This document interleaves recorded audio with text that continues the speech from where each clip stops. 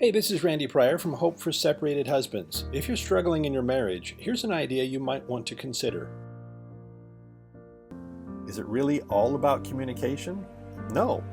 Here's Webster's definition.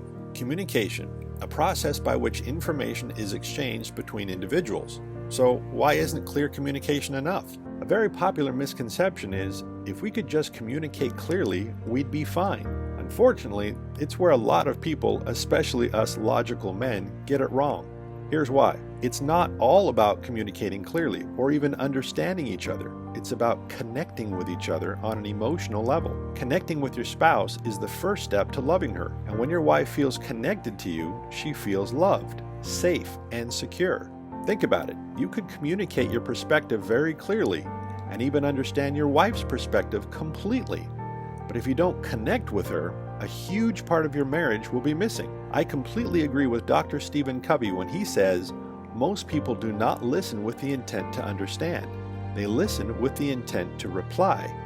Now, obviously, listening and understanding one another is vital, but I highly recommend that you take it a whole step further and listen and speak with the intent to connect. One simple formula for a great conversation is this. Ask your wife an open-ended question. How was your day? Not, did you have a good day? Actively listen to her response. And then follow up with an open-ended statement, like, that's interesting, what else happened? Don't just say, I see, and sit there with a blank stare.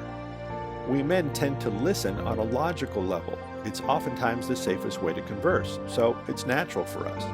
However, if you really want to connect with your wife, you'll have to listen to her on an emotional level.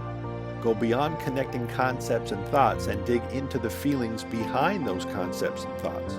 For example, if your wife runs a nursery and tells you about how she recently planted roses for a new client, you may never have planted anything before, but you can think back to when you felt a similar level of anxiety in an important situation.